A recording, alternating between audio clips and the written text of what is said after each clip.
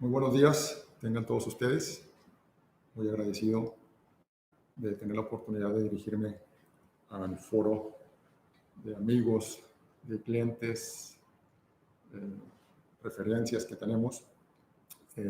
Como saben y se ha comentado con anterioridad, Zárate Abogados está en este momento dentro de sus funciones académicas, preparando la elaboración de un libro sobre derecho inmobiliario. Esta presentación que vamos a ver el día de hoy pretende ser el resumen de uno de los capítulos del libro, que en su momento, cuando ya esté publicado, con todo gusto lo difundiremos y se los haremos llegar, tratando de aportar un granito de arena a estos importantes temas. El fideicomiso es una figura bastante conocida y a la vez desconocida. Perdón por la contradicción, pero es una realidad. Es una figura que tiene en México bastantes años ya regulada, con unas utilidades muy diversas, pero a mí me sorprende cuando muchas personas, y no me refiero al público en general, sino incluso muchos abogados, compañeros o estudiantes del derecho, no están familiarizados con la figura. Recuerdo yo, en mis épocas de estudiante, de pasante, estaba yo en un despacho con un maestro que tuve, todos mis respetos, el licenciado Manuel Edgar López, y con él tuve la oportunidad de incidentemente participar en algunos fideicomisos. Y alguna vez lo escuché decir una frase que decía que el fideicomiso te servía para cualquier cosa que se te pudiera ocurrir a ti como abogado o como hombre de negocios, siempre que tuviera una finalidad legítima. Ahorita más adelante tenemos un comentario de eso, pero la diversidad es completa y absoluta. Voy a empezar a darles un breve paso por los antecedentes históricos de la figura, tanto en el mundo como en nuestro país. Luego trataré de explicar un poco en qué consiste el fideicomiso muy general, sus tipos principales o de mayor utilización en el mundo de los negocios. Y luego veremos también su aplicación concreta a los desarrollos inmobiliarios. Pasaremos un breve repaso también sobre los financiamientos y sus tipos, con aplicación obviamente a los temas de infraestructura, para terminar con algunos fideicomisos especiales que existen en nuestra legislación. El fideicomiso, su antecedente, coinciden los tratadistas, directo, primigenio, viene en el derecho romano, donde se utilizaba como una figura netamente testamentaria. En la etimología de la palabra, fideicomiso proviene de la palabra fides y de la palabra comisius, que es fe y comisión o encomienda. Era básicamente una figura basada en la confianza. Que esta confianza, si también rápidamente hacemos un reenvío a la palabra anglosajona que identifica el fideicomiso, es trust. Y trust también, sabemos, tiene una connotación, una traducción de confianza.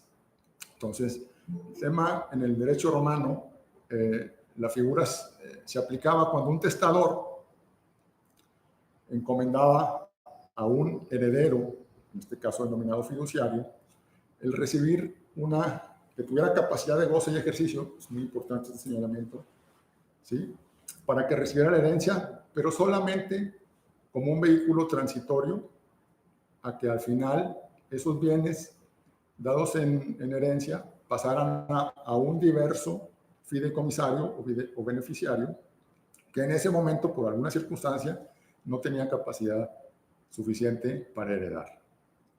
¿Sí? Entonces era simplemente una figura de tránsito, pero basada en la confianza, no estaba regulada en la ley, no tenía garantías de ningún tipo de que se pudiera cumplir, y como era un acto, pues post-mortem, es decir, hasta que sucedía la muerte del heredero, pues él no tenía manera de asegurarse que este fiduciario cumpliese.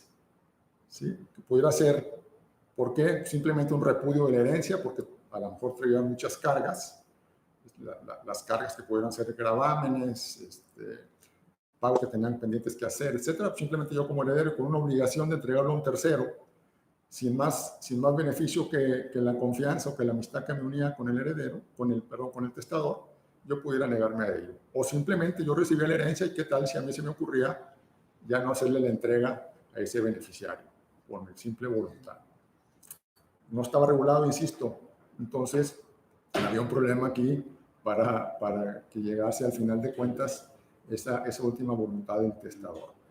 Con posterioridad, se expidió una ley ya con el Imperio Romano, que era la Lex Falcidia, así se denominó, en la cual básicamente lo que hacía era darle un derecho al heredero fiduciario a recibir hasta una cuarta parte de los bienes que tenía que transmitir, como una aliciente o una forma de asegurar que se fuera a entregar al destinatario final. Del derecho romano pasamos al common law, el derecho básicamente inglés, y nos vamos a los tiempos medievales. En aquellos tiempos, durante el sistema feudal, como recordamos, eran grandes propietarios de extensiones muy amplias de terreno, los famosos castillos que vemos todos por ahí en la historia, en las películas, ¿sí? Y que aparte de eso tenían un poder militar. Y ese poder militar con el que aseguraban tener a sus siervos y a toda la gente que trabajaba para ellos sometida para el pago de tributos y demás, fue utilizado también por estos señores feudales para participar en unas contiendas religiosas acaba de pasar la Semana Santa para los cristianos, para los católicos, y era unas cruzadas, las famosas cruzadas, que eran expediciones militares hacia Tierra Santa, lo que es Jerusalén y toda esa parte, que está en esa época dominado por el Islam.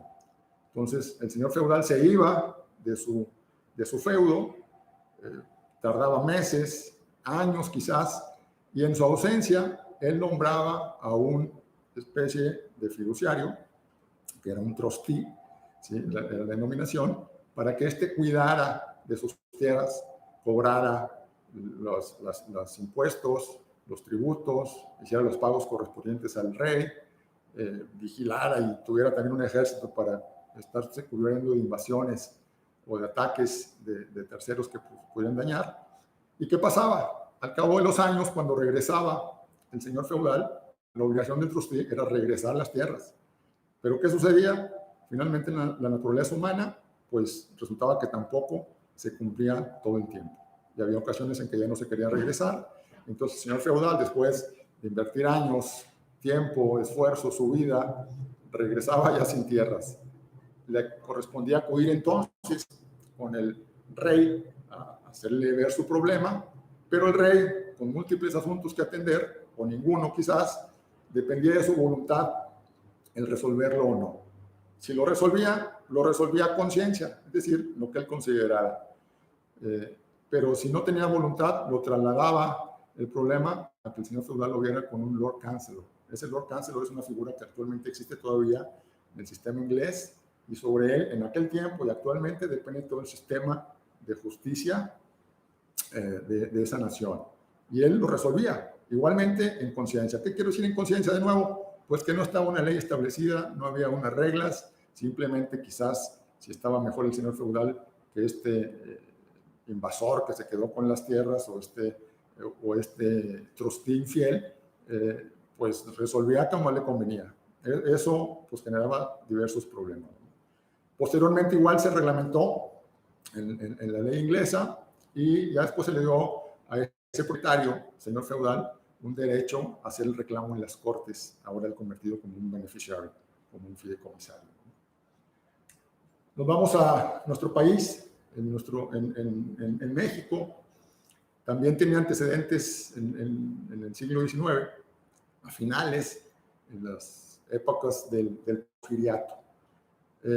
Si recuerdan, lo hemos platicado mucho, o se nos platicó mucho en nuestra preparación escolar, que en la época de don Porfirio fue una de las mayores explosiones independientemente de la situación de injusticia social y demás cosas públicas que pueda haber, me voy a referir únicamente al aspecto económico, de inversión extranjera.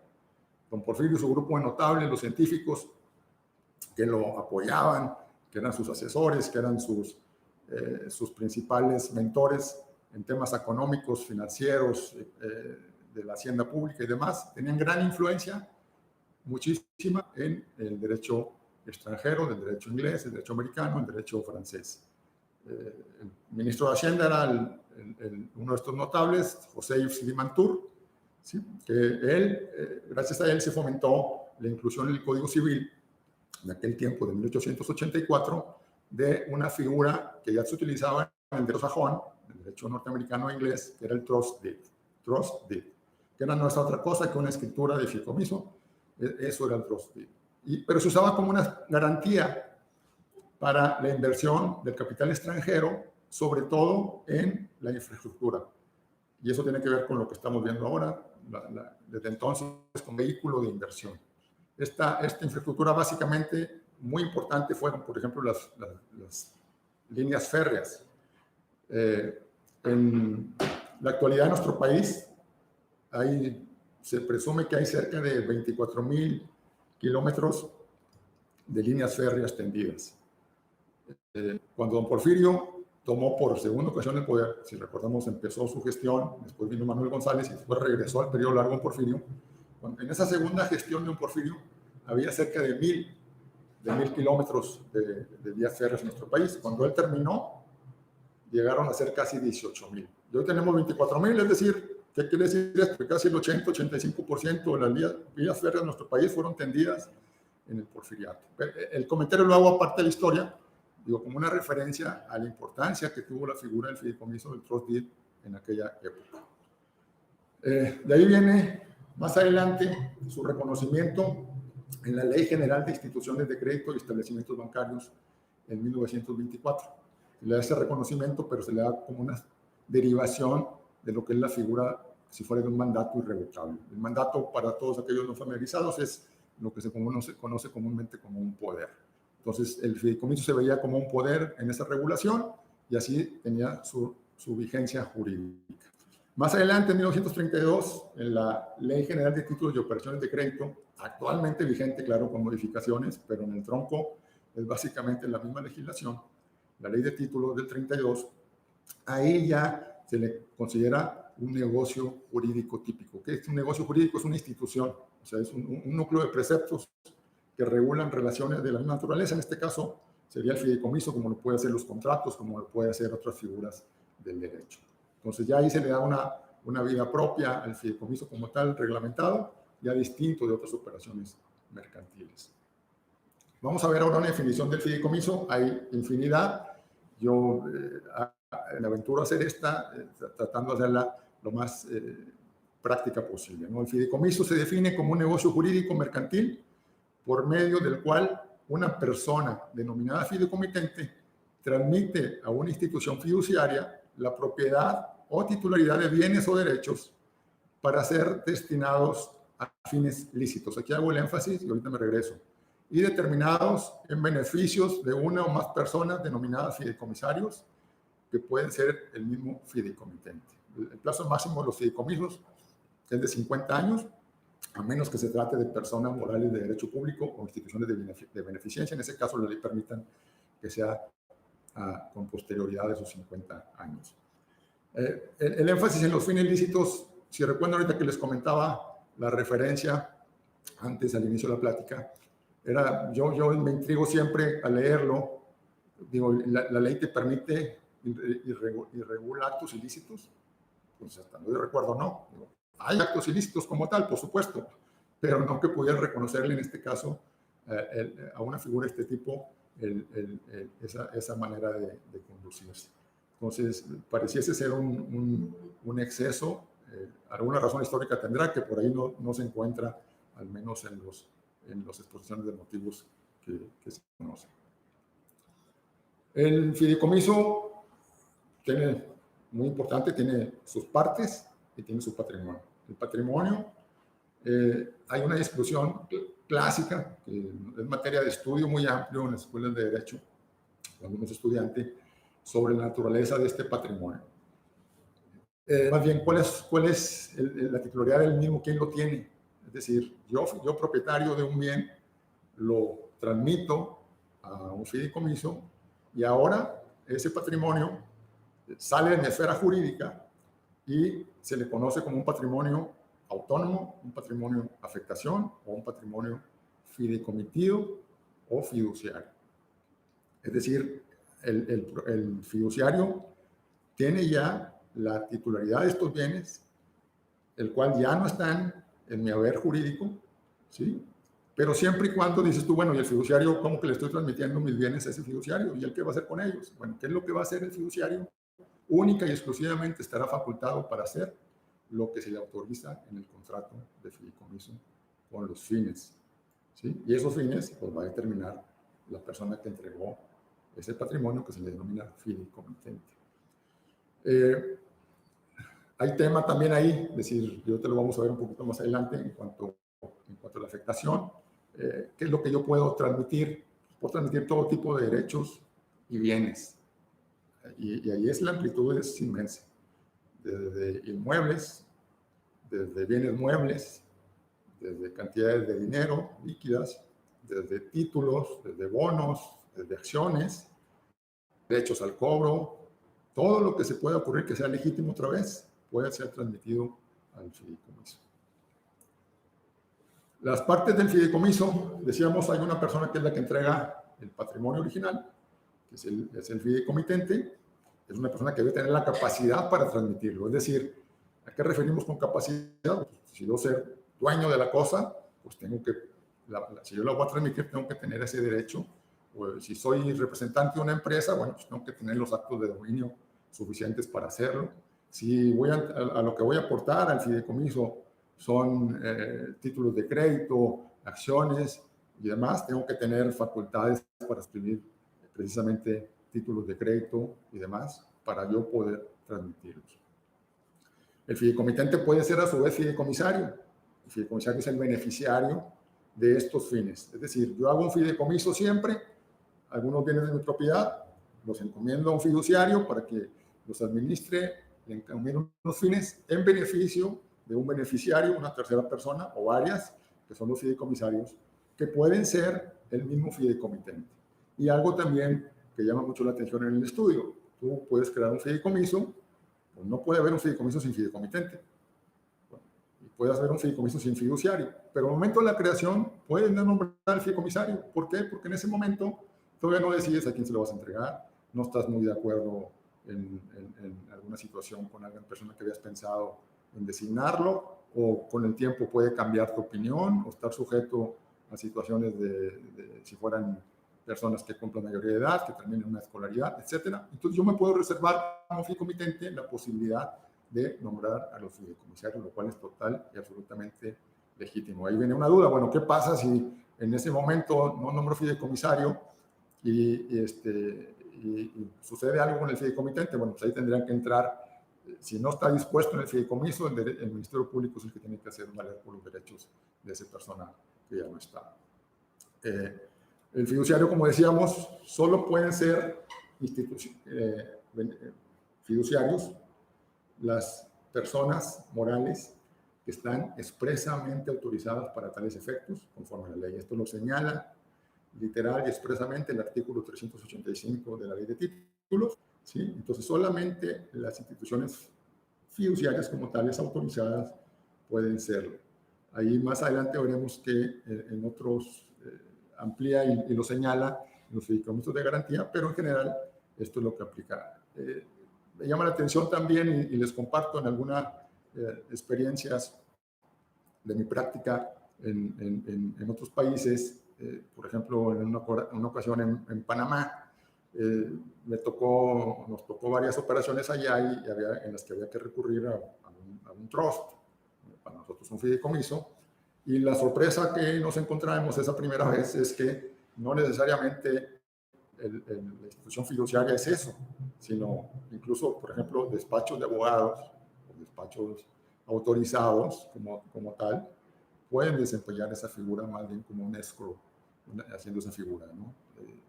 El contraste pues es brutal contra México, donde tú solamente estás acostumbrado a ver las grandes instituciones como fiduciarias, de repente allá ver una figura donde estaba el nombre del despacho muy respetado, pero finalmente era un despacho, lo que te decía, bueno, era finalmente la independencia lo que te daba esa oportunidad.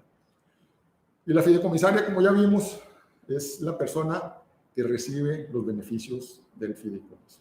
Esas básicamente son las partes. Ahora vamos a pasar a ver los tipos de fideicomiso. Los tipos de fideicomiso, esta no es una clasificación sistemática, no es una clasificación exhaustiva, no es una clasificación con mucho orden establecido. Lo que pretendía hacer es tratar de acomodar en esta lista las que yo considero tienen mayor aplicación en la vida práctica de los negocios y de las personas, tratando de encontrar un caso concreto. Como les decía, esta presentación es un resumen, pretende un resumen del capítulo del libro. En el capítulo se desarrolla con más amplitud los conceptos, pero vamos a tratar de darles un vistazo general a todo. El fideicomiso, nuestra legislación,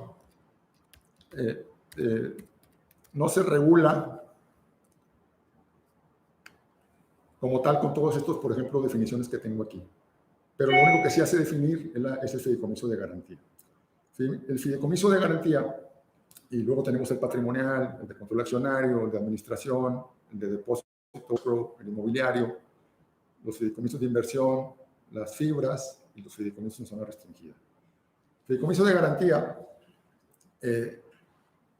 básicamente lo que hace es garantizar, como su nombre lo indica, al fideicomisario el cumplimiento de una obligación y su preferencia en el pago. Muy importante la preferencia en el pago, es decir, y asegurarme de que un tercero, en este caso el fiduciario, va a administrar el bien, lo va a proteger, lo va a cuidar y va a asegurarse de cumplir los fines del fideicomiso, que en este caso sería el cumplimiento de una obligación. ¿Sí? Una vez que se cumple la obligación, en ese caso, entonces, el bien dado en garantía regresaría a quien lo aportó para tales fines. Muy importante, la posesión de los bienes en fideicomiso pueden recaer en el mismo tercero, en terceros o en el mismo fideicomitente que los aportó. Y aquí, en esa garantía estamos hablando, pueden ser desde bienes inmuebles, pueden ser cantidades líquidas, pueden ser incluso bienes muebles, hasta materias primas, que pueden ser objeto incluso. ¿Y cómo las materias primas? Sí, siempre, yo las puedo usar incluso, siempre y cuando el uso de esta materia prima no decrezca en su valor, sino al contrario se incremente. Siempre y cuando siga constituyéndose una garantía, siempre y cuando se permita en el contrato y siempre y cuando el fiduciario esté vigilando y cumpliendo sus fines que estén cumpliendo. Algo muy importante en el fideicomiso de garantía es que te permite la enajenación extrajudicial para el caso de incumplimiento. Con esto te ahorras temas de tiempo y dinero en los juicios, y esto, digo, a reserva de mis compañeros de la oficina y demás colegas litigantes, pero esta es una figura, como decíamos hace rato, a veces desconocida, donde tienes tú la oportunidad de, caso de incumplimiento, hacer un procedimiento convencional que está pactado en el contrato, y en él, siempre y cuando estés tú cuidando, protegiendo el derecho de audiencia, la notificación, y siempre y cuando te demuestren que esté cumplida la obligación, la fiduciaria puede ejecutar el fideicomiso, vender el bien dado en garantía y con eso pagarle al fideicomitente y a su vez fideicomisario para que esa garantía de pago quede cubierta. De ahí la importancia de esta figura. Hay otra figura importante que es la figura del fideicomiso patrimonial. La función primordialísima es, como su nombre lo indica, la protección de los bienes del patrimonio del fideicomitente. ¿Sí? Por lo general, tiene también un aparejado, una cláusula y con fines testamentarios. Es decir, no únicamente busco la protección del bien, decíamos hace un momento, sale de mi esfera jurídica ese patrimonio, se va al patrimonio del fiduciario, entonces ya no está en mi haber.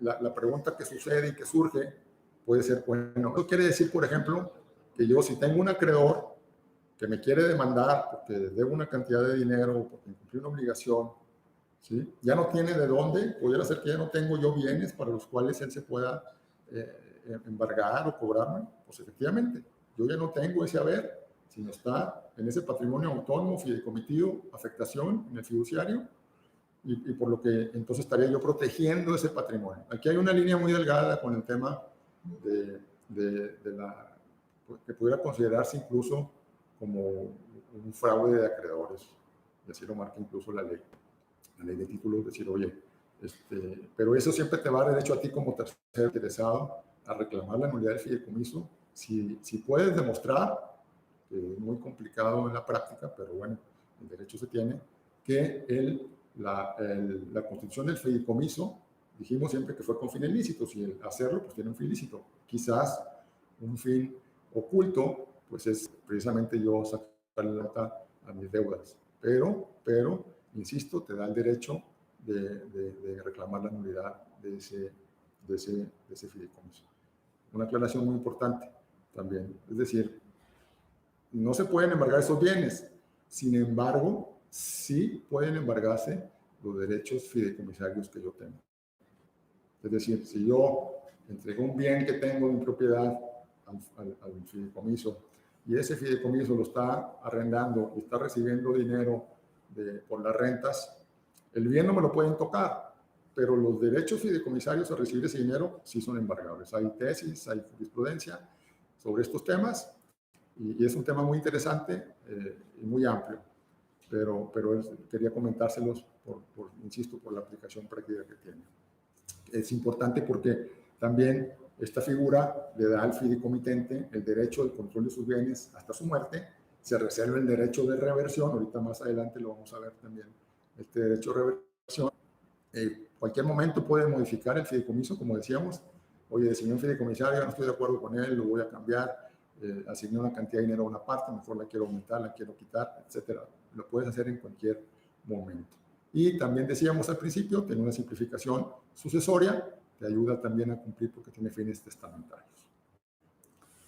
Veamos ahora el fideicomiso de control accionario. Este fideicomiso, básicamente lo que transmite son acciones, como su nombre lo indica. Se constituye el fideicomiso y lo que se busca, básicamente, es que el fiduciario tenga ahora la administración y el ejercicio de los derechos patrimoniales, es decir, los dividendos y demás, y los derechos corporativos, el elemental, el derecho de voto. ¿Qué buscas con esto? Se hacen bloques de acciones.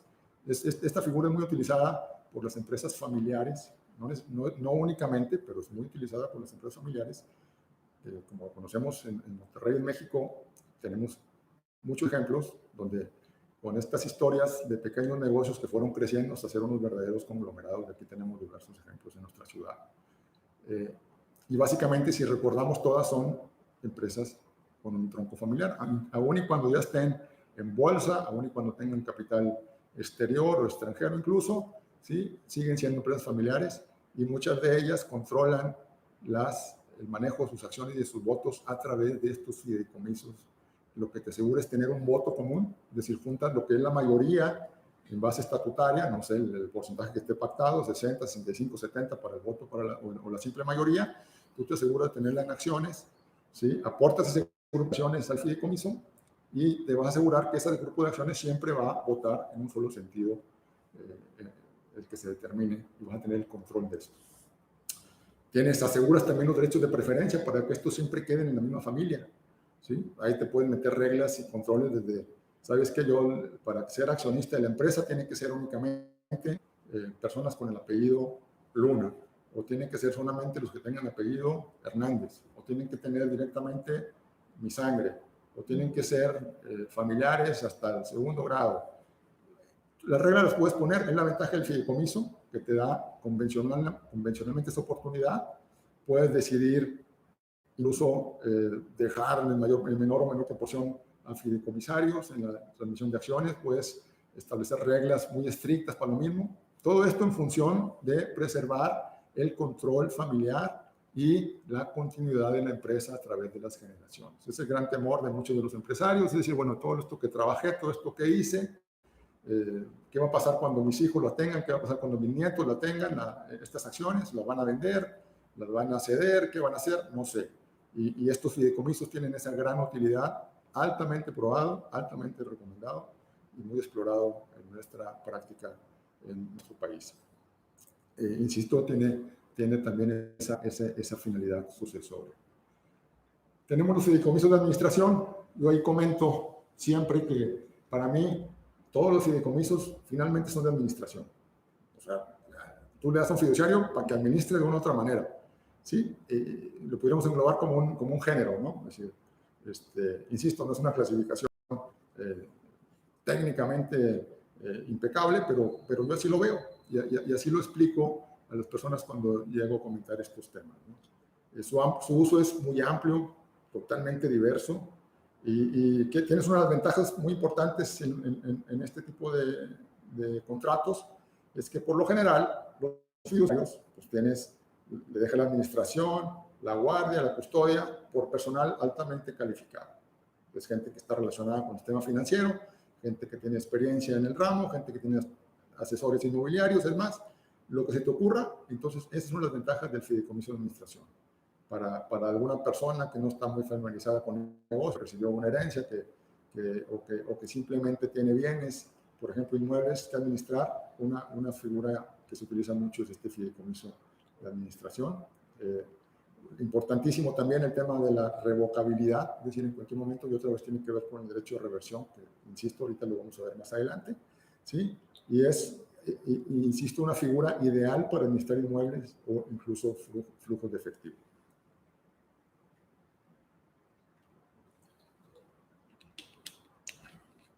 Tenemos los fideicomisos, de inversión, y esto obviamente se refiere a aspectos financieros. Muchos de nosotros hemos actuado con estos fideicomisos incluso sin saber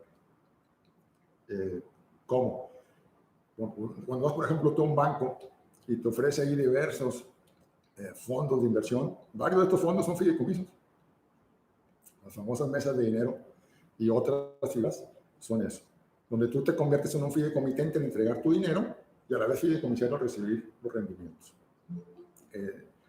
Tienes otra vez la ventaja, obviamente, que lo haces, y me refiero a bancos, como puede ser financieras y demás. Tienes esa beneficio de que gente especializada, que conoce de las tasas, que conoce de los movimientos, que conoce de los recursos, que tiene ese día a día en las operaciones de dinero en nuestro país, pues tienes esa oportunidad de que esté invirtiendo por ti esos recursos que tú le diste igualmente a algunos fines, no pueden destinarlo a otra cosa que no sea la inversión. Si puede incluso determinar que ese dinero no se invierta en otra cosa que no sean papeles gubernamentales como los CETES, o puede haber incluso papeles o inversiones de riesgo. Eso depende de lo que tú determinas, ¿no? Pero básicamente eso es la protección en los fideicomisos de inversión. Vamos a ver, ahorita les comentaba al inicio de la plática, un vistazo así general y rápido al tema de financiamiento de proyectos, que es muy interesante, y como veíamos en los tiempos de don Porfirio, era eso, era financiamiento de proyectos de gran envergadura, de infraestructura. Con estos modelos tú encuentras la construcción de carreteras, de presas, de metro, de grandes complejos turísticos, de hospitales, de cárceles, plataformas marinas, ductos, tendido de líneas, todo esto, proyectos de infraestructura, se utiliza mucho en financiamiento de proyectos. Vamos a ver rápidamente financiamiento bancario, creo que no merita mayor comentario, simplemente señalar que pues, hay que cumplir una serie de requisitos para tenerlo, y el tema fundamental, consideran todos, y hay un viejo dicho que dice que los bancos le prestan dinero a quien no necesita. Por lo general, la persona que necesita dinero y va al banco, difícilmente le prestan. ¿Por qué? Porque no tiene los flujos para pagar. ¿Por qué? Porque no tiene los bienes para garantizar. ¿Por qué? Porque no puede conseguir un aval o un obligado solidario suficiente para ello. Pero sin embargo es una figura, y su figura también, este financiamiento bancario, se utiliza también en la compra de inmuebles, sin duda, todo el mundo alguna vez lo hemos hecho, y también en el financiamiento de proyectos. Pero bueno, quería comentarlo rápidamente solamente como algo existente, a lo mejor muy elemental, pero como es parte de la presentación, no quería dejarlo pasar. Tenemos el crédito puente, que esta figura originalmente también la encontramos en los grandes proyectos de infraestructura. Esta también viene del derecho anglosajón, muy conocido como bridge loan, ¿no? La traducción literal es crédito puente. Y básicamente, ¿qué consiste? Consiste en ser un vehículo temporal, transitorio, ¿sí? De un plazo muy corto, normalmente con tasas mayores a los de financiamiento a largo plazo, ¿sí? Pero que te sirven para iniciar, por ejemplo, los grandes proyectos mientras se consigue la estructura, también se llama financiamiento estructurado, de unos créditos complejos donde hay infinidad de partes, infinidad de temas de garantías, comprobación de flujos, carpetas técnicas, carpetas legales, carpetas financieras, evaluación de proyectos, en fin. En esa preparación, mientras se está trabajando en el crédito principal, millonario, ¿no? Miles de millones de pesos, o miles de millones de dólares, o cientos de millones de dólares, ¿sí?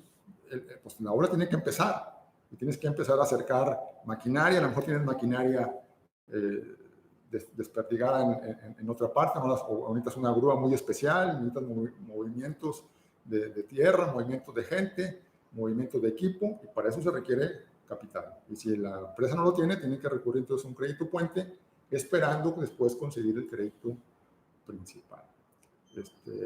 En el mercado actual de los inmuebles, de los constructores, de los desarrolladores inmobiliarios, hay un crédito que lo están denominando de esta manera. Yo no coincido totalmente que sea la figura, pero así lo están denominando. Es un crédito que se otorga al 60-65% de lo que se requiere, se aplica para los desarrolladores de vivienda, ¿sí? Y pues hay que cumplir igualmente con los requisitos, ¿no?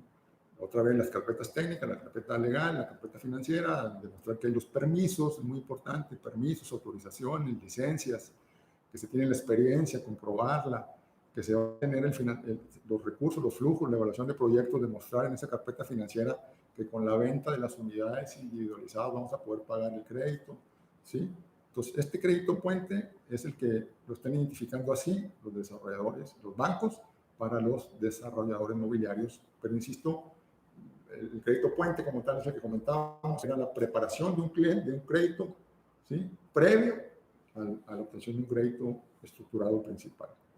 Crédito hipotecario, bueno, yo creo que todos alguna vez en nuestra vida, los que ya tenemos alguna casa, tenemos esa fortuna, ese beneficio, los que no, los que van a hacerlo en algún momento, pues tienes que recurrir a él. ¿Y en qué consiste? Pues básicamente el bien raíz se queda como una garantía principal, primaria, del crédito que se está otorgando, normalmente ese bien raíz que estás adquiriendo. ¿Cuál es el problema de estos créditos? Pues que no basta el bien raíz para cubrir muchas veces el crédito que te están dando. ¿Cómo es posible esto? Bueno, pues un tema de corridas financieras y demás, y del costo del dinero, pero entonces quiere decir que tú respondes además únicamente con el bien que estás dando. Ojalá si fuese, sino también con tu patrimonio, incluso te piden avales u obligados solidarios. Ya tuvimos una experiencia terrible en México, terrible, cuando en aquel famoso error de diciembre, en la transición entre el presidente Salinas y el presidente Zedillo, de la famosa economía sostenida con alfileres, decía Salinas, yo les dejé la economía sostenida con alfileres. Y Zedillo contestaba diciendo, pues sí, pero ¿cómo que con alfileres? ¿Cómo tienes ese cinismo de decir eso? Entonces, no puede ser. Dice, no, sí podía ser. Lo que hiciste fue quitárselos. Entonces, ya estamos en esos temas de la política de nuestro país. Pero ¿qué hay con esto? Fue una gran debacle en el sistema financiero nacional. De ahí surgió el famoso FOBAPROA, que vino a rescatar la banca. Pero gran parte de los problemas financieros que lo vivió la población fue la afectación a los créditos hipotecarios. ¿Por qué? Porque en aquel tiempo, sin mucho requisito, los elementales, te otorgaban créditos incluso hasta sin comprobar ingresos o flujos, ¿sí? Con la finalidad de incrementar ese mercado. Vino la debacle y por lo general aquellos créditos tenían una figura que se llamaba, existe todavía, obviamente en los contratos, que es el refinanciamiento. Ese refinanciamiento llegó hasta, yo recuerdo en contratos que me tocó ver, tanto en lo personal como en práctica de abogado, que llegaban hasta el 600%. ¿Qué quiere decir? Que si tú pedías $1,000,000 para comprar una casa, que la casa valía, vamos a suponer que costara ese millón, resulta que en 2 meses, cuando vino toda la debacle, en un par de meses, tú ya no debías $1,000,000, debías 6.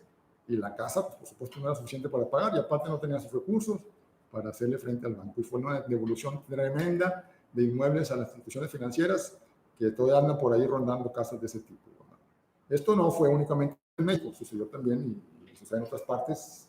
Si en Estados Unidos, 2007, 2008, 2009, esa crisis que también nos pegó, muy importante aquí en México, del sistema inmobiliario norteamericano. Si recuerdan, hay por ahí una película con Christian Bale que se llama The Big Short. Si no la han visto, se la recomiendo.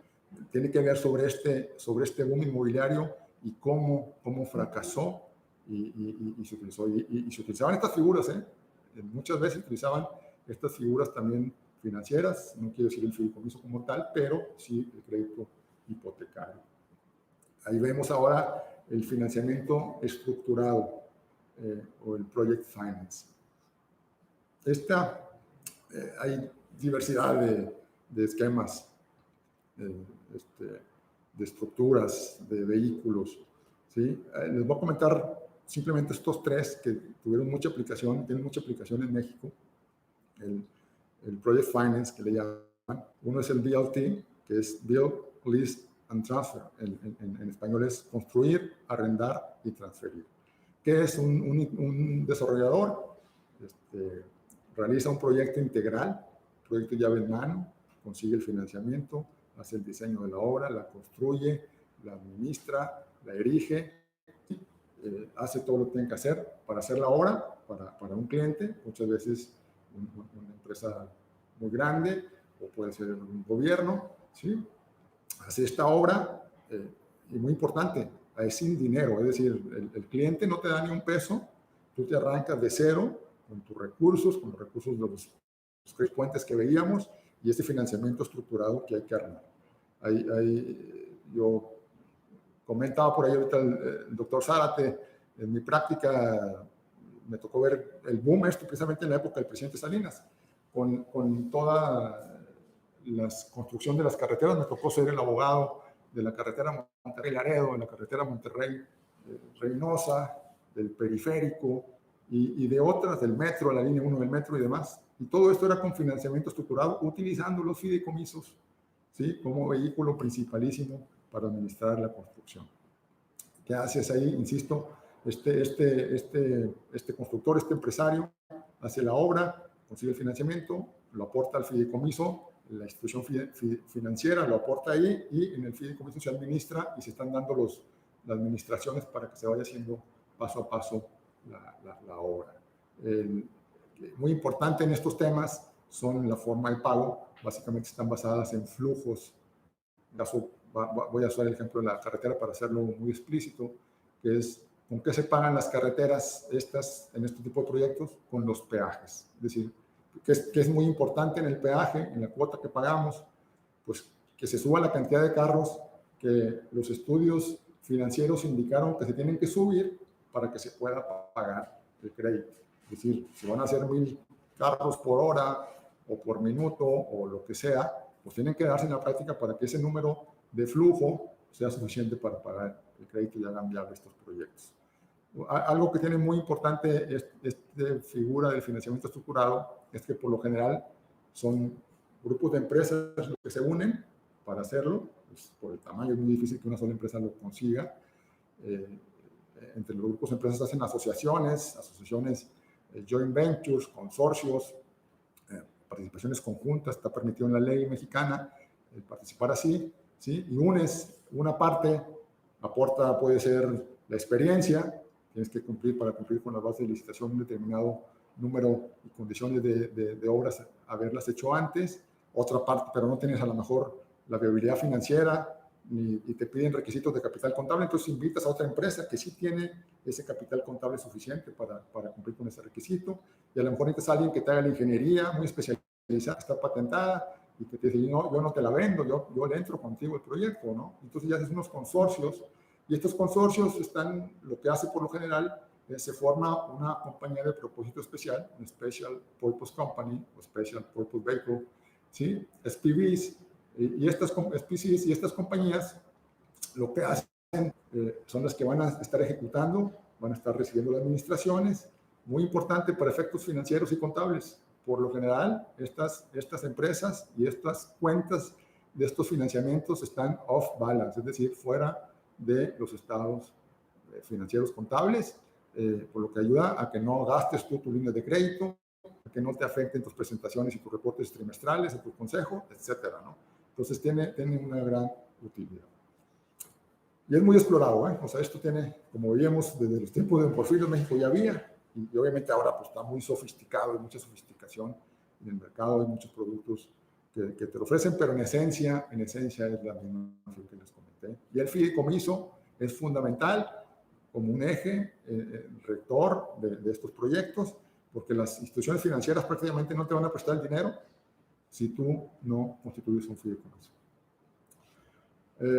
Hay otra figura también que se llama el BOT, Build, Operate and Transfer, que es construir, operar y transferir. En este caso, la operas tú, en vez de arrendarlo, lo operas, pero al final, después, normalmente son de plazo muy largos estos contratos, 15, 20, 25, 30 años, y al final está pactado que una vez transcurrido el plazo, ya que se pagó el crédito, que cobra cada quien lo que tenía que cobrar, el bien pasa a propiedad del cliente primario, pues el gobierno o una empresa importante, o lo que me digan, un interesado, una persona interesada en esto, pasa al final la propiedad del bien. Tenemos también los famosos PPS, los proyectos para prestación de servicios, también muy enfocados y derivados del derecho, sobre todo inglés, ahí empezó, y tiene mucha utilidad. Aquí hay muchos de los proyectos penitenciarios nuevos que hay en nuestro país, se utiliza con esta figura, opera igual, es decir, un desarrollador, un constructor, un inversionista, amalgama todas estas cosas que dijimos, ¿verdad? La ingeniería, la construcción, la procura, los recursos, el financiamiento, hace un proyecto sin recibir anticipo, muy importante, sin recibir ningún tipo de recurso, hasta en tanto no erige la obra, y una vez que la erige, ese empieza a cobrar una cantidad que, como vimos, pueden ser una renta, puede ser una cuota. En este caso lo que se está pagando es un servicio. Y en este caso, normalmente el dinero no viene del cliente, o no viene del peaje, sino viene directamente de quien está recibiendo el servicio. Bueno, ya vimos rápidamente lo que es esto, de los temas financieros. Vamos a regresar ahora a los fideicomisos, y ahora sí vamos a entrar a los directamente, aunque lo hemos estado viendo de una otra manera en los inmuebles, pero aquí lo vamos a ver el fideicomiso como tal de administración de inmuebles. Insistíamos en lo que decíamos antes en otros, la principal virtud, beneficio de tener un fideicomiso de esta naturaleza es la protección del inmueble. Yo lo aporto ahí, es un patrimonio otra vez autónomo, y lo saco de mi esfera jurídica de propiedad, y por lo tanto ya está libre de hacer susceptible de embargos hasta de quiebra. Es decir, está totalmente ajeno a la propiedad mía, y al cuidado, a la custodia, a la guardia, a la administración de un tercero. Yo me puedo también reservar la administración, es decir, yo puedo aportar el fideicomiso, algo muy importante, yo puedo aportar el fideicomiso al bien, pero yo no quiero que me lo administre el fiduciario, yo lo quiero seguir administrando, entonces yo simplemente lo pacto, y la administración del bien la sigo teniendo yo como fideicomitente. Totalmente válido, totalmente acordable y totalmente explorado en la práctica, y sucede todo el tiempo. Y también, como veíamos, tiene la cláusula testamentaria. Insisto, para gente, estamos hablando aquí de un inmueble, hay gente que tiene cientos de inmuebles, varios inmuebles, se puede complicar, o puede tener inmuebles en otras ciudades, en otras partes, pues puedes encomendarlo a un fiduciario para esto, pero antes que todo, insisto, tienes que poner al frente el tema de la protección patrimonial. Y debe tener una finalidad, ¿no? Aquí voy a hacer comentario sobre, vamos a estar hablando generalmente de los beneficios del fideicomiso. Y pudiera pensar algo, bueno, oye, no tiene nada en contra. pues difícilmente vas a encontrar algo como tal, porque está regulado en la ley, porque tiene explotación práctica, porque es desplazado de derecho, porque hay mucho conocimiento en el medio, ¿sí? Pero por lo general lo que vas a encontrar, o lo que yo he encontrado en mi práctica, cuando le hablas tú los beneficios de un fideicomiso a las personas, pues les interesa muchísimo. Dicen, wow, claro que sí, vamos a empezar a hacerlo. Pero el tema es que trae aparejado, desde luego, con el respeto para mis amigos, tengo muchos amigos en los fiduciarios, soy de las instituciones fiduciarias de nuestro país, aquí en Monterrey en particular, pues bueno, eso lleva un costo. Y ese costo muchas veces el dueño del patrimonio no está dispuesto a absolverlo y ahí queda su intento por la protección. Hay que ponderar, entonces decimos, y el costo, digo, como todo, como el costo de un servicio, no quiere decir esto que sea muy oneroso o excesivo, demás, no, es un costo que tiene un valor, que simplemente se negocia y uno determina si le conviene o no. El costo es, generalmente el costo viene por crear el fideicomiso, por formalizarlo ante ellos, y después por es un primer pago y después un fee, un pago anual por la administración del mismo. Y hay pagos que tienen que hacerse igualmente si hay que hacer alguna modificación al contrato o si hay que hacer una enmienda o una adición y demás, o que te pidan un poder, por ejemplo, pues tiene un costo. Todo tiene un costo, todo eso se pacta, no es arbitrario, se negocia y se determina, insisto, si te conviene o no. Hay fideicomisos con muchísima vida, es decir, estos fideicomisos inmobiliarios llegan a tener una gran actividad con pagos, con la administración, con las ventas, ¿sí? Y hay otros fideicomisos, puede ser, por ejemplo, un fideicomiso de control de acciones, una garantía que pueden pasar meses, un año completo sin que se mueva para nada. ¿Por qué? Porque tiene una finalidad muy particular, es que cada año me acompañes, por ejemplo, a la asamblea, me das el poder me das el poder para yo comparecer y hacer el voto correspondiente. Y a lo mejor no te volverás hasta dentro del otro año. Entonces, depende mucho de la finalidad y lo que necesitemos para ello. También, insisto, tiene también una cláusula testamentaria, también tiene esa finalidad de administración de inmuebles. Los fideicomisos de desarrollos inmobiliarios.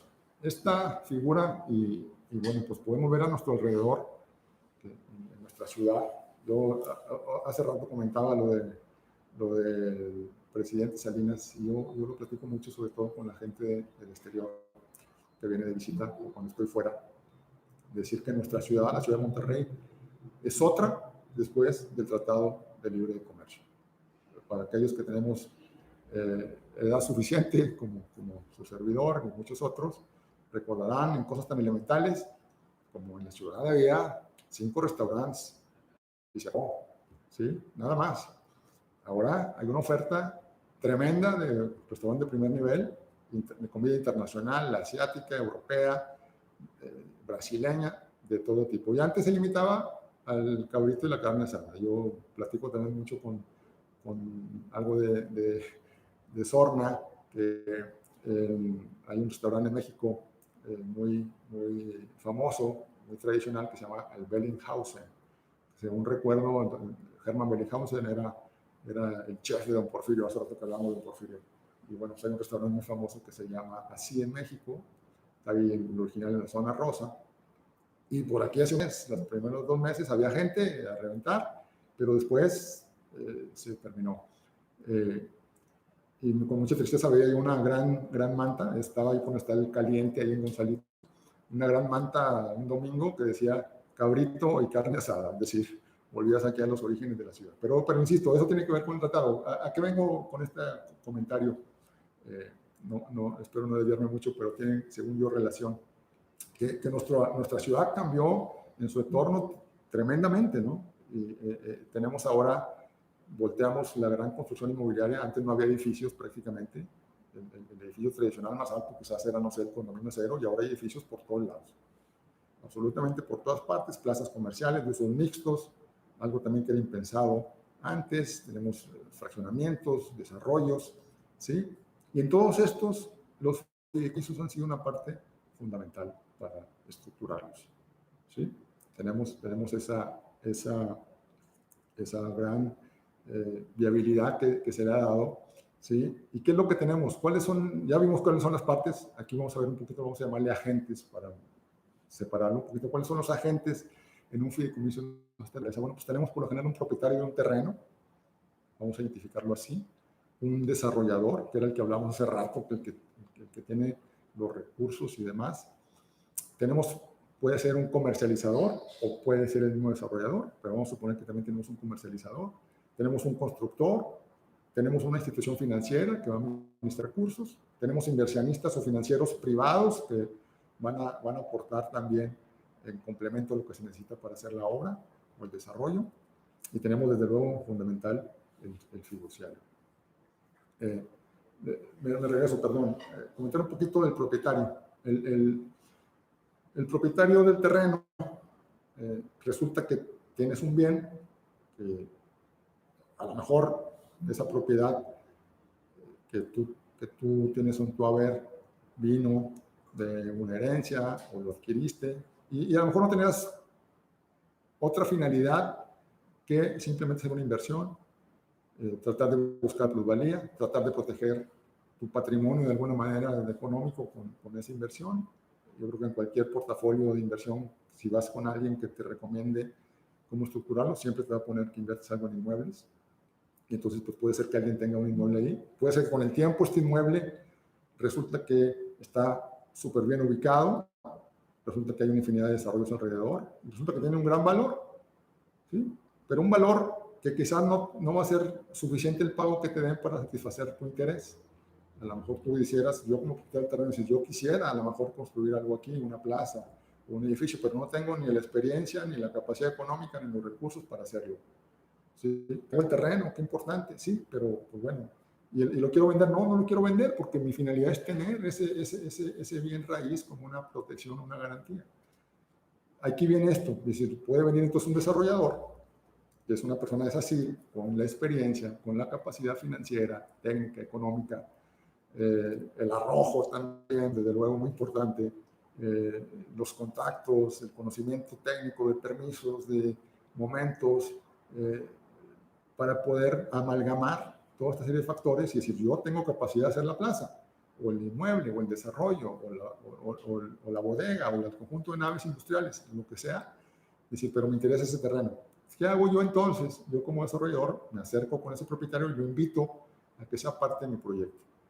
Y en esa invitación lo que le digo es, tú vas a aportar tu inmueble a un fideicomiso, yo en ese fideicomiso voy a aportar mis recursos y el financiamiento y demás, y vamos a elegirlo en la construcción, y que te voy a ti como propietario del terreno, te voy a dar unidades individualizadas, si lo que el producto final son locales comerciales, por ejemplo, o departamentos, o casas de fraccionamiento, o metros de construcción, metros rentables, ¿sí? Dependen del acuerdo que sea, y esto es totalmente convencional, el acuerdo que se llegue. Le das un valor a esa aportación, le das un valor al inmueble, ¿sí? Y sobre ese valor del inmueble, dices tú, a lo mejor, sobre ese inmueble que yo tengo, sobre ese terreno, a lo mejor es un edificio de 40 pisos. Dice, bueno, a lo mejor en el valor pues no te van a tocar 20 pisos, pero a lo mejor te tocan 3 o 2 o 5 o 1 o el número que se determine con ese valor. ¿Sí? Y tú cumpliste con tu finalidad, decir, mira, pues el terreno ahí está, finalmente tengo yo un bien sobre ese terreno, ¿sí? Y construí mi sueño, que era que se hiciera una plaza o un edificio. Yo no lo podía hacer, pero este desarrollador lo logró. Tienes también un comercializador, que también puede ser, lo hemos visto mucho, pues es muy importante en las ventas, ya sea para financiar el arranque de estos proyectos o para pagar los créditos que se construyeron, los créditos individualizados, hay que estarlos vendiendo, y muchas veces se contrata a estas personas para que comercialicen, o también puede ser una parte del fideicomiso y le cambias aparte, los haces parte del fideicomiso, aunque es un poquito más inusual, pero puede ser, también me ha tocado verlo en la práctica, y les pagas con metros igual, o con una unidad, o con una parte de ese bien desarrollado. Otra vez se cuantifica y demás. Sí, el fideicomiso funciona de esa manera, funciona igual para el constructor. Puedes invitar a un constructor que conoce, tiene la experiencia, el know-how, los materiales, los recursos humanos, la capacidad suficiente, porque ha hecho infinidad de proyectos de ese tamaño, de esa envergadura. Lo invitas también, o lo contratas, o el fideicomiso lo contrata, o lo puedes invitar también como una parte del mismo. Tienes, desde luego, la institución financiera, que es la que va a aportar el financiamiento. muy importante aquí comentar que el bien que se otorga en fideicomiso puede o no, ¿sí? Se pacta, puede estar pactado o no, que sea susceptible de ser garantizado, o que sea más bien que se le finque una hipoteca sobre ese bien para garantizar el crédito. Puede ser. Eso también es importante. Hay propietarios que dicen, yo lo entrego, pero a mí no me lo hipotecas, ¿no? Yo no estoy de acuerdo en que se garantice, hay que conseguir en otra parte, ¿no? Y hay otros que sí, simplemente con una parte del negocio, del deal, pues se establece así. Pero la institución financiera que participa aportando los recursos, tienes inversionistas privados o financieros privados que también se pueden aportar una parte de este dinero que se requiere, sobre todo, insisto mucho, al arranque, donde se ve que se batalla mucho más en estos proyectos para sacarlos adelante, ¿no?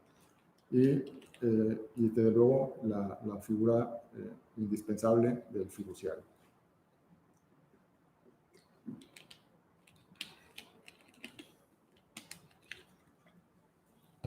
En el mercado se ha estado viendo un fideicomiso A más B. Seguramente algunos de ustedes lo han escuchado, si es que no lo han utilizado ya. A más B. Yo les soy sincero, la primera vez que lo escuché dije, A más B, simplemente es una identificación, ¿no? Otra vez no es una identificación técnica, no es una identificación jurídica, es simplemente un nombre comercial que se le está dando a las instituciones fiduciarias para ofertarlo. Y es lo que decíamos, este es un fideicomiso de desarrollo inmobiliario, que es lo que hace, pues permite la participación armónica de todos estos agentes, inversionistas, propietarios, constructores, financiadores, en un mismo proyecto, ¿no? Pactando mecanismos de garantía, que es muy importante. Es decir, yo voy a aportar lo que voy a aportar y qué garantía tengo que voy a tener el retorno. Eso se pacta convencionalmente en el contrato, ¿sí? Y estableciendo la distribución tanto para el fideicomitente como para el fideicomisario, con una correcta y adecuada distribución de los beneficios y contraprestaciones. Y algo muy importante que también comentaba, en estos, pues también se comparte el riesgo. Es decir, si yo te invito a ti como parte de un proyecto de esta naturaleza, pues es muy distinto a que simplemente te compren bien, tú recibes tu dinero y te vas con tu dinero, ya no sabes qué pasó. Si te hacen parte del proyecto, pues te haces parte del riesgo, claro, los beneficios, desde luego, tienen funciones a riesgo y pueden ser o deben ser mucho mayores. Por lo general, ¿por qué le llaman A más B? Porque el fideicomitente A, que es el que aporta el terreno, el propietario, le llaman fideicomitente A, ¿sí? Y es a la vez fideicomisario, ¿sí? Y el fideicomitente B es este desarrollador del que hablábamos, que integra a todos estos agentes que tienen la capacidad, la experiencia, el know-how, y le denominan B. Pero no quiere decir que solamente sea A más B. Puede haber más C, más D, más C, más F, y ahí te vas sucesivamente, incluyendo las partes que tú invites a que formen parte de tu proyecto, que dependerá mucho a través de los recursos y de los aportes. ¿Sí? Como recomendación, a veces pueden ver, no hay un número mínimo ni máximo para tener fideicomisarios o participantes en los fideicomisos. El tema es cuando tienes ya varios o diversos participantes, pues la complejidad de la administración se puede hacer muy onerosa y complicada a la vez, ¿no? Hay fideicomisos multitudinarios, hay unos fideicomisos que ahorita también quiero comentar antes de pasar al derecho de reversión, los fideicomisos públicos. Estos fideicomisos públicos que ahorita están muy en boca en nuestra vida cotidiana por un decreto del gobierno federal de extinguir todos los fideicomisos públicos y revertir los dineros que están en ellos hacia la nación o hacia el gobierno federal.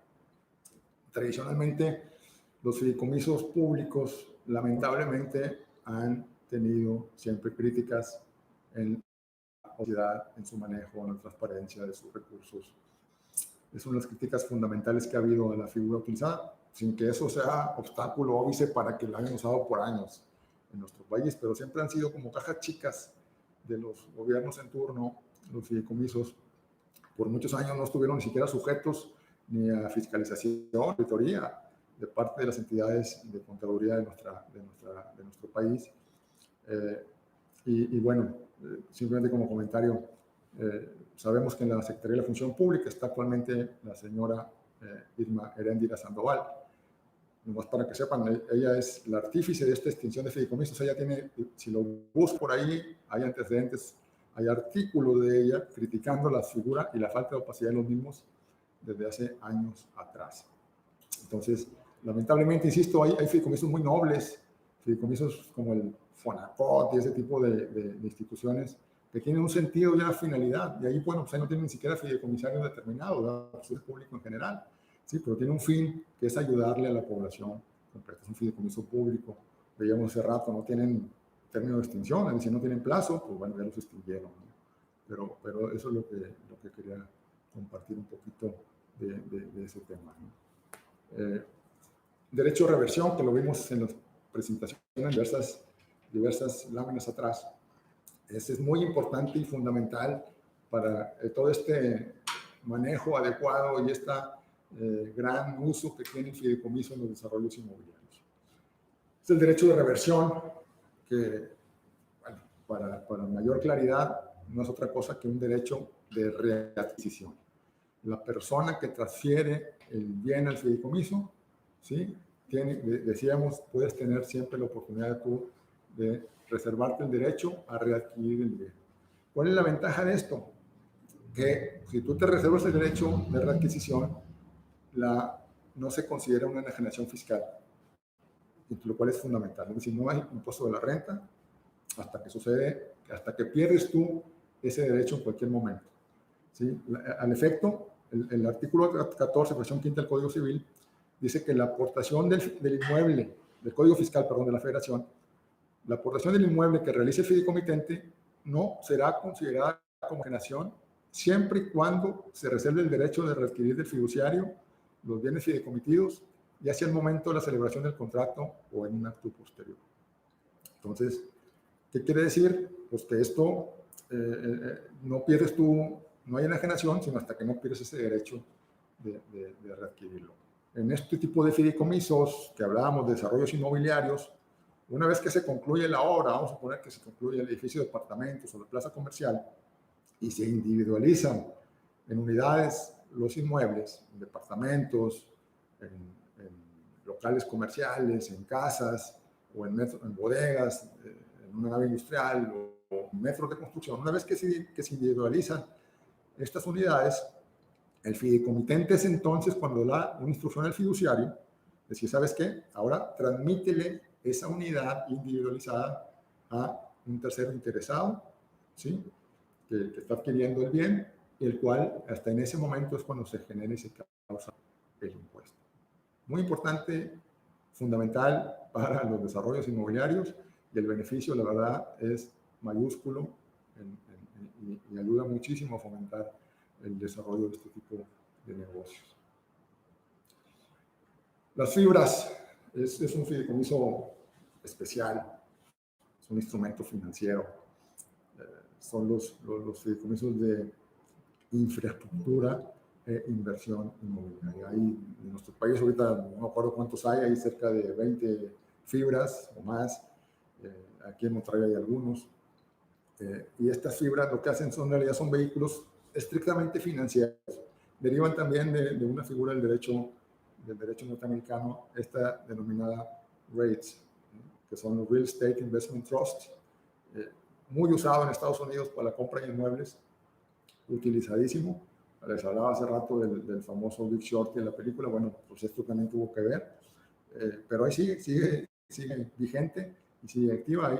Hay estados de Estados Unidos donde se utiliza bastante esta figura. En Texas se utiliza mucho, por ejemplo, para adquirir inmuebles, ¿no? Son netamente financieros, insisto, y curiosamente, como en muchas cosas de nuestro derecho, encontramos que tú te diriges hacia un precepto legal, un código, y tú esperas una ley, y en él esperas que se regule todo lo relativo a un determinado tema, y resulta que no, que este tema está desperdigado en un artículo por aquí, otro artículo por acá, otro artículo en otro cuerpo legal, lo cual, en mi opinión, no coadyuva a la seguridad jurídica. Sin embargo, bueno, es la manera en que nuestros legisladores así lo van desarrollando y se ha ido desarrollando en nuestro país. Y así encontramos que estas fibras pues no están reguladas como tal decíamos hace rato en la ley de títulos y operaciones de crédito. Allá únicamente se refiere al fideicomiso general y a los fideicomisos en garantía. Entonces las fibras las van a encontrar en la ley de impuesto de la renta, en sus artículos 187 y 188. ¿Sí? Se establecen los requisitos para constituir una fibra. Si es que están interesados en ellos o en participar en ellos, también tienen muchos beneficios, tienen beneficios fiscales. Lo utilizan mucho, por ejemplo, incluso hasta las AFORES, por ejemplo, han estado invirtiendo nuestros recursos, los recursos del público en general, en fibras, por la garantía que dan en su manejo, en su administración. Estos fideicomisos deben tener al menos el 70% de sus activos invertidos en inmuebles, ¿sí? Ya sea adquiridos o construidos, y como obligación fundamental tienen que distribuir cada año cuando menos el 85% de su resultado fiscal entre sus fideicomisarios, ¿sí? Y un candado que tiene es que los inmuebles construidos o adquiridos solo podrán ser destinados al arrendamiento, no deberán ser enajenados antes de un plazo de 4 años de su construcción o compra. Esas son las famosas fibras. Si estás interesado tú en invertir en el sector inmobiliario, pero no quieres meterte a comprar todo el bien y demás, puedes tú invertir en una fibra con tu capital, aportar una cantidad determinada de dinero y tendrás un retorno asegurado, y tendrás además del beneficio del retorno de esa inversión, tienes también el beneficio de la plusvalía, porque los bienes de la fibra finalmente adquieren valor y al final de cuentas pueden ser vendidos, como dijimos, por lo menos tienen que tenerlo 4 años y después ya lo podrán vender, y de esa parte también tendrás tú un beneficio. El fideicomiso en zona restringida. Esta figura también, lo confieso, desde mi época de estudiante me llamó mucho la atención, quizás porque fue quizás de los primeros, o si no el primer fideicomiso que me tocó ver en mi vida. Era un fideicomiso, en aquel tiempo se llamaba en zona prohibida, no en zona restringida. ¿Por qué digo en aquel tiempo? Porque bueno, yo me gradué de abogado en 1987 y hay unos cambios en la ley en el 93, pero con la creación de la ley de inversión extranjera. Pero anteriormente hay que partir de la base que en nuestra Constitución hay una prohibición expresa, como tal, en el artículo 27, en la fracción primera, que señala con toda claridad, dice que ningún extranjero podrá tener dominio directo sobre bienes, sobre una franja de 100 kilómetros en fronteras y una franja de 50 kilómetros en playa. Una crítica al legislador. Esa franja no se establece si es horizontal, si es vertical, si es perpendicular. Desde luego que es perpendicular. Es decir, es como para todos los efectos, si tú agarras a contar, arrancas en el puente, por decir, de Nuevo Laredo, y de ahí te arrancas y cuentas del puente 50 kilómetros, 100 kilómetros, perdón, y a partir de los 100 kilómetros, no sé, estará llegando casi a la caseta de Sabinas, la caseta de peaje, algo así. En toda esa franja, a lo largo de todo el territorio nacional, no podrá tener ningún extranjero dominio directo. Sabemos que hay muchísimos que lo tienen. Yo, en aquel tiempo, bueno, y en las playas, perdón, la franja es de 50 kilómetros, igual. Y la sorpresa era, bueno, esa primer fideicomiso que participé, pues era un fideicomiso para un norteamericano que estaba adquiriendo un bien en Acapulco. En aquel tiempo no era Acapulco, era el Cancún de ahora.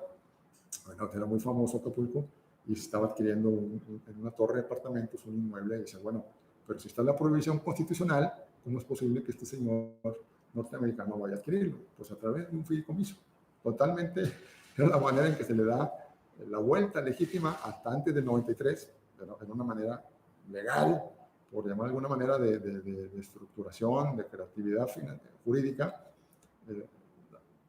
pero con el 93, con la ley de inversión extranjera del presidente Salinas, el artículo 11, cambió esta prohibición de llamarse zona prohibida y ya lo permitió expresamente, es decir, se permite el uso y aprovechamiento en zona restringida a través de un fideicomiso. Ya lo reconoció, algo que estaba por años en nuestro país, por años. Entonces, claro, tiene una connotación histórica también, hay que entenderlo. ¿Por qué? ¿Por qué las fronteras y las playas? Pues nuestro país ha sido sujeto de diversas intervenciones extranjeras. francesa, la norteamericana, la inglesa, ¿sí? Y pues tenía un sentido militar de protección a la nación. Entonces, yo creo que más que las playas era hacia los puertos y más que la frontera, pues eran no únicamente las fronteras como tales, sino toda la franja, evitando posibles invasiones militares. Pero como vimos en la práctica, esto se le daba la vuelta. Creo que ya no tiene esa finalidad que tuvo histórica, ¿sí? Y el origen, en realidad, del cambio no es tanto para seguir favoreciendo a esos extranjeros que llenan las playas nuestras de condominios y de departamentos, ¿no? El cambio en la ley vino no únicamente para el sector de inmuebles, vino en comunicaciones, en infinidad de ramas de nuestra industria, en el 93, previo al Tratado de Libre Comercio, pero era parte ya de los acuerdos que se habían negociado, como también fue la Ley de Propiedad Industrial y otros cambios en nuestra legislación. Yo siempre digo que yo lo que estudié hasta el 87, pues prácticamente ya mucho ya no tiene que ver con toda la legislación posterior, ¿no? Entonces, pero eso es lo que me encanta a mí de nuestra profesión, que nos obliga a estar siempre preparándonos y actualizándonos y adaptándonos a los nuevos tiempos. Entonces, este cambio, insisto, en la ley de inversión extranjera se debió básica y fundamentalmente para fomentar el desarrollo de la industria maquiladora en las fronteras. Como todos sabemos, desde Tijuana hasta Matamoros está completamente lleno de industria maquiladora, y esto gracias a los fideicomisos de inversión en zona restringida, totalmente permitido. Hago la puntualidad en cuanto a los derechos que tiene un fideicomisario, en este caso un extranjero. ¿Cómo opera en la práctica, no? Pues en la práctica resulta que un interesado vendedor dice: oye, le quiero vender este condominio que tengo, este departamento, a un señor extranjero que está interesado. Pues yo lo que hago es voy ante una institución fiduciaria. Se requiere permiso de la Secretaría de Relaciones Exteriores, permiso previo. Ese lo tramita en línea a través de la FIEL, el fiduciario. Se obtiene el permiso. Una crítica aquí es que para cada inmueble que quieras comprar tienes que tener un permiso. Entonces, si vas a hacer varias compras, tienes que hacer el trámite varias veces. Pero bueno, el fiduciario tramita el permiso, tienes ya el permiso para constituir el fideicomiso en zona restringida. El fideicomitente, el propietario del terreno, aporta su terreno al fideicomiso, pero eso sí, aquí sí no hay derecho de reversión ni de requisición. La venta desde ese momento, y por natural razón, ¿verdad? Porque va a ser el fin de aportarlos para que llegue el beneficio a este extranjero comprador. Entonces, aquí se causan los impuestos desde ese momento. Entonces, ahí ya se aportó, el fiduciario tiene ya la titularidad del bien y le concede la posesión, ¿sí? La fiduciaria tiene una posesión originaria derivada de la transmisión de la propiedad y da una posesión derivada al extranjero, ¿sí? Que va a tener todos los derechos de uso y de goce, incluyendo sus frutos. Puede rentarlo, puede darlo en comodato, puede prestarlo, lo que se le antoje, sin tener el dominio directo del bien, ¿sí? Eso es muy importante. Como decíamos, requiere permiso previo de la Secretaría, lo tramita la institución fiduciaria. Decíamos también que la transmisión es irrevocable, causa impuestos es en la generación fiscal. Y algo muy importante, ¿qué ocurre si al transcurso de los años el extranjero decide naturalizarse mexicano? Pues simplemente el fideicomiso se va a extinguir y previo a esa extinción se le va a escriturar el inmueble ya como mexicano y el fideicomiso ya cumplió su fin. Con esto le hemos dado, creo que un repaso general a lo que es la figura del fideicomiso. Vimos sus tipos, vimos también un poquito el financiamiento y nos detuvimos allá a ver el desarrollo de los proyectos inmobiliarios, que es el título de la presentación. Como les decía, les insisto, esto es parte de un capítulo de un libro que Sara Tahuado está preparando sobre derecho inmobiliario, y en él está desarrollado con mayor amplitud. En su momento se los haremos de su conocimiento, por si es de su interés leerlo, ojalá así fuese. Como conclusiones, ya para cerrar aquí la plática, yo creo que, en mi opinión, el fideicomiso ha demostrado ser una figura que brinda una muy adecuada estructura que da seguridad jurídica y patrimonial para la realización de todo tipo de fines lícitos. Lo que se me ocurra, yo lo puedo establecer en el fideicomiso, que me va a dar esa seguridad patrimonial, jurídica, hasta beneficios fiscales voy a tener, ¿no? El vehículo idóneo para la inversión también en todo tipo de desarrollos inmobiliarios, ¿no? Permitiendo esta armonía, el conjugar a todos estos actores, todos estos agentes tan disímbolos unos de otros, con intereses tal vez comunes, pero a la vez diversos, pero todos al final, ¿qué les interesa como a cualquier persona? No me interesa que cualquier aportación que yo haga, cualquier inversión que haga, tenga garantizado un retorno. Y el fideicomiso estructurado, bien pactado, te da esos beneficios sin duda. Ayuda muchísimo, insisto, con las instituciones financieras a facilitar el otorgamiento de los créditos, ¿no? Cuando las instituciones financieras, ven que está un fideicomiso estructurándose, obviamente les da tranquilidad y la seguridad. Y muchas instituciones financieras te lo van a exigir que lo constituyas. ¿Sí? Eso no hay. Y decíamos, de nueva cuenta, el beneficio fiscal en la no enajenación, reservándose siempre el derecho de reversión y siempre y cuando también puede ayudarte el que te nombres siempre fideicomisario como fideicomitente. Con esto terminamos la exposición. Espero que haya sido de su interés. Espero haber manejado los conceptos con claridad. Mi intención no era hacerlo totalmente técnico, jurídico, sino lo que intentaba era darles una transmisión completa de lo que es la figura para tratar de aportarles un poquito a familiarizarse con este contrato, con este negocio jurídico interesantísimo del fideicomiso. Muchísimas gracias por su atención y no sé si hay alguna pregunta ahí. Trataré de responderla al alcance de mi capacidad. Muchísimas gracias. Correcto, Juan, muchísimas gracias. Si hay varias preguntas sobre la audiencia en el chat. Empezamos con la primera pregunta de parte de José Enrique Guzmán Quiroga. Agradece la exposición y menciona cuál es tu opinión en cuanto a la conveniencia que la fiduciaria y la fideicomisaria, en primer lugar, sean la misma persona moral. Bueno, esto tendría que ser básicamente únicamente en los fideicomisos donde hay una garantía de la misma institución que lo está, sí, que lo está prestando, ¿no? Entonces, pues ahí más que tú como interesado, pues la fiduciaria, la que está prestando dinero, la que tiene la mano ahí, ¿no? Digo, si me preguntas, yo preferiría siempre que no fuese la misma institución, porque finalmente la institución es de confianza. A menos que yo diga, yo tengo completa confianza en la institución, no tengo ningún problema.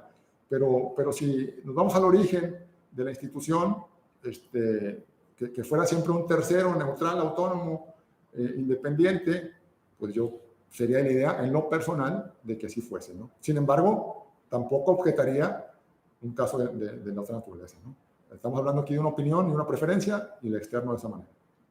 Correcto. La siguiente pregunta viene de Nidia Orozco. Una duda de la fideicomiso patrimonial mencionó que se pueden borrar los bienes conocidos de derechos fideicomisarios. El fideicomiso se termina. ¿Qué sucede con los bienes que quedan embargados? Si se rentan, sigue generando renta, la renta sigue entregada al fideicomiso. ¿Estamos hablando de la extinción del fideicomiso? No lo señaló, me supongo yo, está hablando cuando están embargados, pero están los bienes fideicomitidos no pueden estar embargados. Tendrán que ser los derechos fideicomisarios. Así es. ¿Sí? Eso es a lo que se refiere, pero lo que pregunta en particular es ¿qué sucede con los bienes que quedaron, más bien, qué sucede con los bienes del fideicomiso donde se pagaron los derechos fideicomisarios? Bueno, eso, si se extingue, está pactado, tienen que regresar a donde se pactó, que se devolvieran. Eso tendría que estar convencionalmente pactado. Y lo que comentamos es, si no hubiese un destino final de esos bienes y pudieran quedar en un limbo jurídico por estar para un incapaz o para no sé, si no fideicomisario, por ejemplo, tendría que entrar el Ministerio Público ahí a defender esos derechos. Correcto, y en el caso de la renta, eso va a seguir generándolo, claro. Viene también otra pregunta de la que ve Molina ya. Dice, el fideicomiso de administración de inmuebles, si la prioridad es proteger inmuebles, por ejemplo, si vale también protege, o hay alguna cantidad de soluciones dentro de... Ahí no escuché, perdón. Ahí lo puedo repetir, por favor, que no. Claro, la pregunta es, en el caso del fideicomiso de administración de inmuebles, si la prioridad es proteger el inmueble, si lo llegan a invadir, también... No porque esté fideicomitido no lo van a poder invadir. Es decir, el derecho que vas a tener es el mismo que tendrías tú como propietario, ¿no? Hay que pelearlo. Correcto. De ahí una pregunta de José Enrique Guzmán Quiroga. En ocasiones, los inversionistas de una financiera no están aún identificados en el momento de la constitución de su propiedad y aportación del inmueble. Y por lo tanto, establece una cláusula de fideicomiso necesaria. ¿Cuál sería la alternativa desde el punto de vista legal, regulación de fideicomisos abiertos y desde el punto de vista fiscal, asesor de fideicomisario, al manejo de porcentajes iniciales de participación en el fideicomiso? La voy a leer aquí la pregunta porque se distorsionó un poquito no escuché bien, ¿ok? Deme un segundo.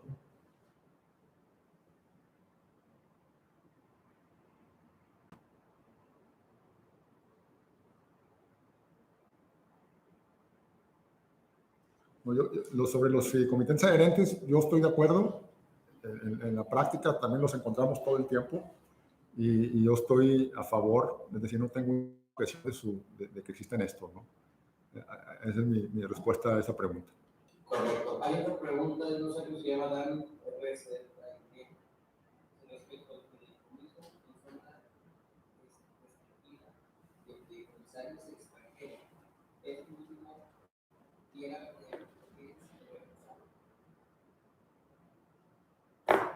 ¿Quién es el fideicomisario? No, sí lo es el extranjero. Lo que no puede hacer es tener el dominio directo del bien. Pero el fideicomisario, el beneficiario, es ese extranjero, precisamente para eso es la figura.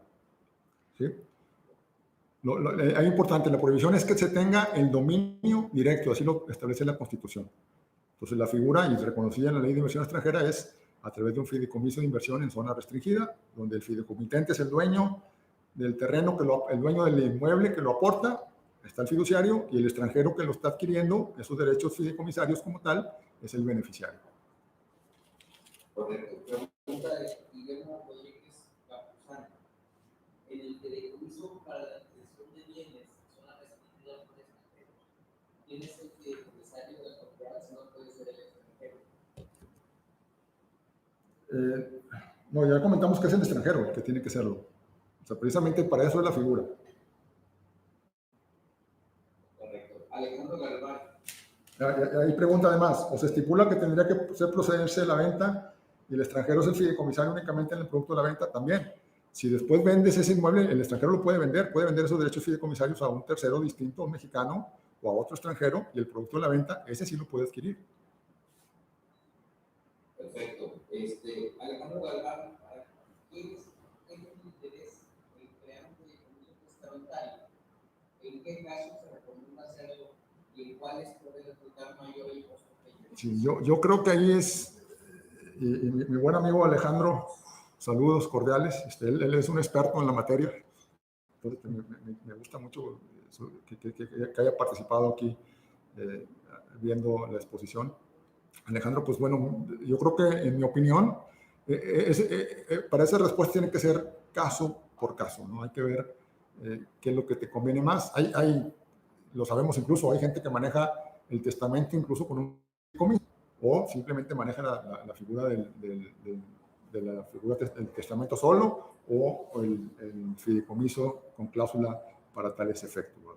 Hay perdón por la generalidad de la respuesta, pero no me aventuro a decir, es para estos casos sí conviene y para estos no, porque he visto ahí sí diversidad de situaciones al respecto, ¿verdad? Pero digo, tanto el testamento funciona sin duda como el fideicomiso funciona. Yo no me inclinaría por uno u otro, simplemente decía, como estamos estudiando el fideicomiso, decía, uno de los atributos que tienes es la ventaja que te puede dar a complementar la estructura que estás teniendo para tener esa protección patrimonial, por ejemplo, que un testamento no te va a dar. Correcto. Hay una pregunta de Juan Carlos Durán Gómez. ¿Cuáles son las implicaciones de trabajar con una institución que funja como fiduciario y que sea la misma institución bancaria que participe en los créditos de desarrollo del proyecto de ese fideicomiso? Yo creo, y como comentamos antes, yo creo que es algo que se da mucho en la práctica, existe. Yo me sentiría más cómodo, más tranquilo, que fueran entidades distintas, ¿sí? Pero sin embargo también es cierto, y Juan Carlos como desarrollador importantísimo de nuestra ciudad, él sabe, el dinero hay que conseguirlo donde lo haya, al mejor costo posible, y si a veces esa institución fiduciaria es la misma que te ofrece el financiamiento, pues tendrás que evaluar tu costo y beneficio, ¿no?